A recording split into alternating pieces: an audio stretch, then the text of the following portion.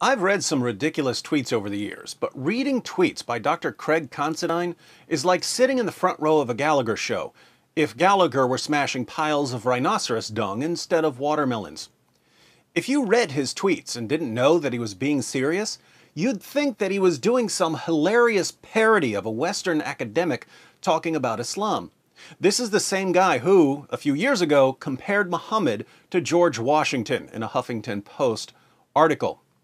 We'll be looking at some of Dr. Considine's claims in future videos, but right now, let's examine his pinned tweet, his pride and joy. Dr. Considine, a sociology lecturer at Rice University, declares, Prophet Muhammad protected ethnic and religious minorities with all his might.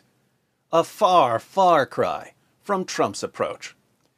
For the record, I'm not a fan of any of our current presidential candidates, but I would take any of them in a heartbeat over the Prophet of Islam. I'd take Donald Trump over Muhammad. I'd take Hillary Clinton over Muhammad. I'd even take that guy who didn't know what Aleppo was over Muhammad.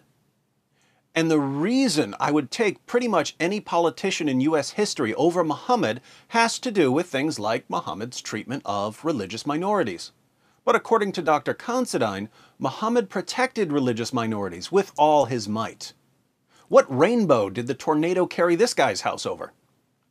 Let's compare Donald Trump's treatment of religious minorities with Muhammad's treatment of religious minorities. Now, Trump has modified his position several times, but let's go with his most extreme position. The Donald's most radical proposal in this campaign was this. Donald J. Trump is calling for a total and complete shutdown of Muslims entering the United States until our country's representatives can figure out what the hell is going on. Again, he's modified his position, but his most severe pitch was to shut down Muslim immigration, not permanently, but until U.S. leaders can figure out what to do about terrorists. Whether you think that's a good idea or a bad idea, let's see how Trump's most extreme proposal compares with Muhammad's position. Sahih Muslim, 4594. Umar bin al-Khattab said that he heard the Messenger of Allah say, I shall certainly expel the Jews and Christians from the Arabian Peninsula until I leave only Muslims there. Read that again so that the message sinks in. I shall certainly expel the Jews and Christians from the Arabian Peninsula until I leave only Muslims there. Jews and Christians had been living on the Arabian Peninsula for centuries. What does Muhammad say? He only wants Muslims. Now imagine if Trump said something like that. Imagine if Trump did an interview tomorrow and said, I shall certainly expel Muslims from the United States of America until I leave only non-Muslims there. Dr. Considine would be furious, but for some reason when Muhammad says it, it's completely innocent. Interesting double standards. We'll talk about these double standards in a moment. Let's read another passage from the Cherub of Tolerance. Sahih Muslim, 126. It was narrated from Abu Huraira that the Messenger of Allah said, I have been commanded to fight the people until they bear witness that none has the right to be worshipped but Allah, and believe in me and that which I have brought. If they do that, their blood and wealth are protected from me, except for a right that is due, and their reckoning will be with Allah. If Donald Trump were to say, I have been commanded to fight Muslims until they bear witness that Allah is not God, Dr. Considine's head would explode.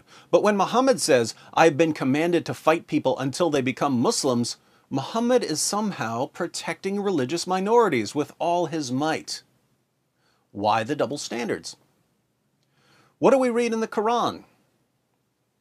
Surah 9, verse 73. O Prophet, strive hard against the unbelievers and the hypocrites and be unyielding to them. Strive hard in Arabic is a form of the word jihad. The Quran orders Muslims to wage jihad against unbelievers and hypocrites.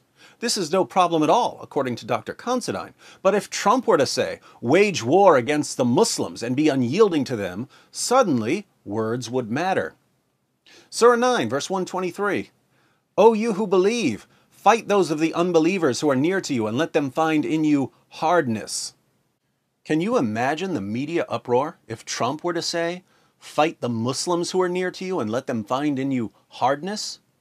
But when the Quran says it, the command to fight unbelievers is somehow a command to protect them. Surah 48, verse 29, Muhammad is the messenger of Allah, and those who are with him are severe against disbelievers and merciful among themselves.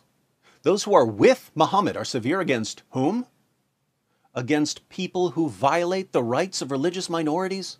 No, they're severe against religious minorities.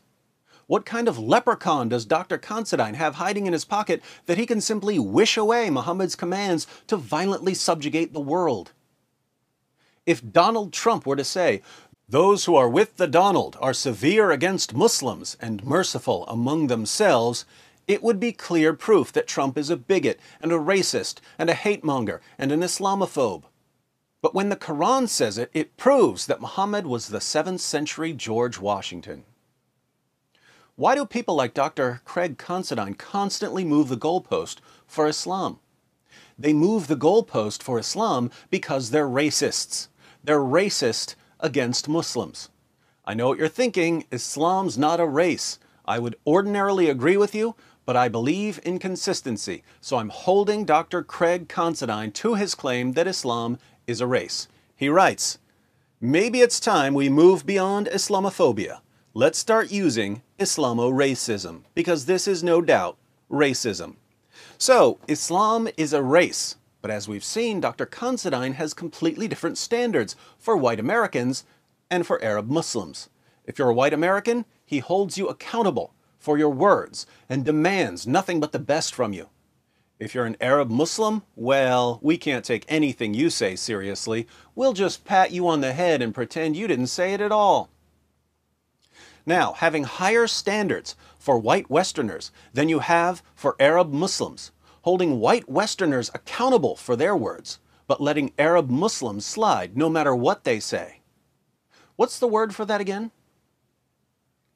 I'd call up Dr. Considine and ask him to remind us what the correct word is, but I don't think he'd be able to answer because he's too busy being a racist. So, ladies and gentlemen, think whatever you want about Donald Trump or Hillary Clinton, but if you're outraged at either of them for anything they've ever said or done, all the more should you be outraged at Muhammad because he's said and done far, far worse. And if you're going to be upset with Trump or Clinton, but you're inclined to let Muhammad slide, be careful. You might be a racist.